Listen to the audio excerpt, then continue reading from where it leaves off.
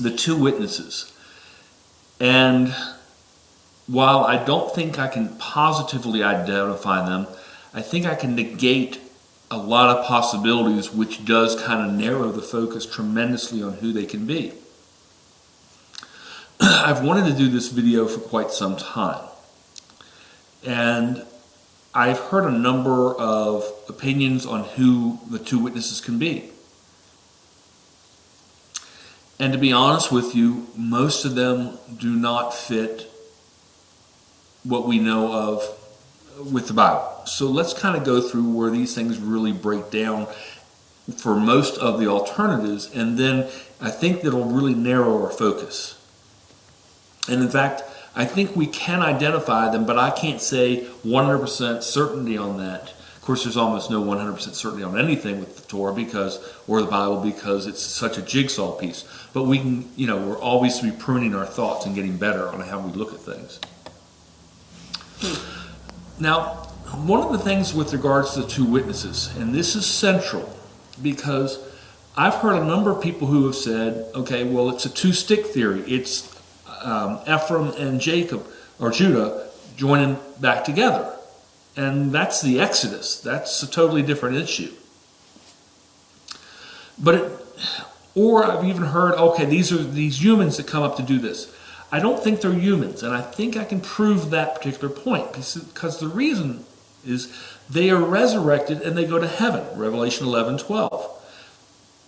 Now, the problem is there's only one prior entity that was resurrected and went to heaven, and that is the Messiah. We are told in Revelation 20 how we come back. Okay? Humans die and come back in either the first resurrection, which is Revelation 25, or the second resurrection. The second resurrection is about 1,000 years later, Revelation 20:13. And I hope you can see the problem here. How do these people, if they've died and went to heaven, how do they get here? I mean, realistically, if they're human and they've died and they've went to heaven, okay, their chances of coming back to earth, they have to be in the first or second resurrection if they're going to remain. And that's a huge issue and a huge problem. Because while they're in heaven, are they killed again so they can come back in the first or second resurrection? Now, one of the things you could say, oh, they come back with the Messiah. Fine. Revelation 19:14. The Messiah comes back with armies of heaven. But it doesn't mean that they are resurrected. To me, that sounds like angels. Now, can I absolutely lock that in? Because could they come from then? I guess theoretically they could. It's still a possibility, but it's highly unlikely. And that really opens up the key, because I think that the two witnesses are more than likely going to be celestial beings, heavenly beings. And I think we can probably name them, which would be Michael and Gabriel. Now, we know that the two heavenly beings came with the Messiah in Genesis 17 and 18 for Sodom and Gomorrah. They came with the Messiah in Genesis 17 when they met Abraham, and then they left those two angels left to go to Sodom and Gomorrah.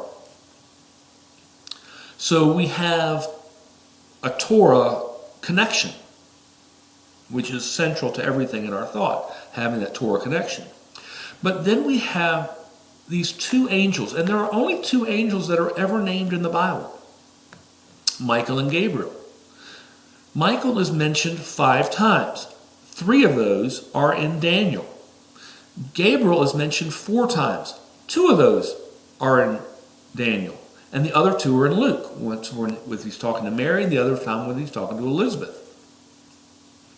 Michael is mentioned in the other 2 locations in Jude 1, verse 1 and 9. That's where he's dealing with Moses, and the other is in Revelation 12:7. And realize, since I believe Revelation 12 is is the timeline chapter of the tribulation, and including Great Tribulation, what I should probably say Jacob's trouble and the Great Tribulation. That way, there's no question on that 7-year period. He's mentioned at the beginning the throwing the others out of heaven, the fallen angels and Satan. And that is a central issue. Because right after that in Revelation 12, we had the statement, woe to the earth because they're now cast down. So let's look at a couple other issues. And Daniel is a very central issue because Daniel tells us in Daniel chapter 12 about these two witnesses and the abomination of desolation. That's Daniel 12 is a two-part test. When do the two witnesses first appear? When does the Antichrist and his army invade Israel? And then when is the abomination that causes desolation? That's Daniel 12 in a nutshell. And isn't it interesting that in Daniel 12:1 we've got a mention of Michael? The other two mentions of Michael in Daniel are Daniel 10:13 and Daniel 10:21. And Gabriel's mentioned in Daniel 8:16 and Daniel 9:21. But if we think about it this way, and again, I did a teaching on Daniel 12, which I certainly suggest you watch because I give much more details. I'm going very much in a cursory manner on this teaching as it pertains to Daniel 12. But one of the things we know from that Daniel 12 aspect is that they come and the Antichrist comes over the Jordan River in February 15th. Or I should say in a certain year it would be February 15th, but approximately 39 days prior to Passover in a certain year. Okay? And let's assume for a moment that we can actually pick the year that happens, which I have a certain date that I use. The issue is, can we then see what day they die? And I think we can.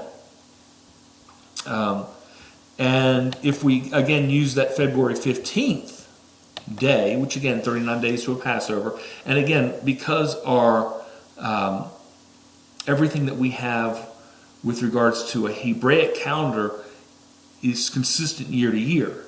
39 days prior to Passover is going to remain 39 days prior to Passover unless you have that leap month added, which is a rarity. But anyway, so I'll show you here, if we're using that February 15th, the date of their death, which should again end the trumpet judgments.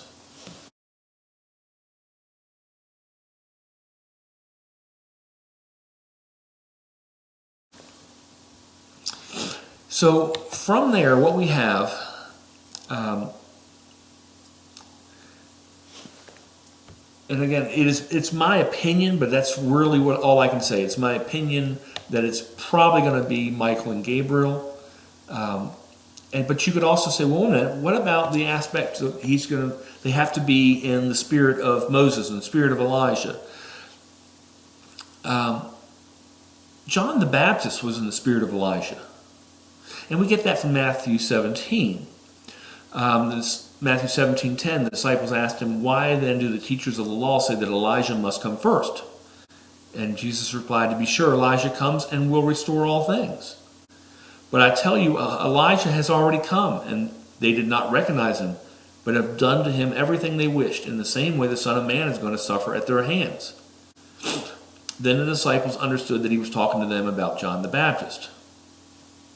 So, again, he didn't appear, it's kind of like he had that same personality, the same spirit of Elijah, and I think we can see that. And if we use Michael and Gabriel, I almost even want to flip the coinage a little bit. Did Elijah have the spirit of Michael? I mean, Elijah was a warrior.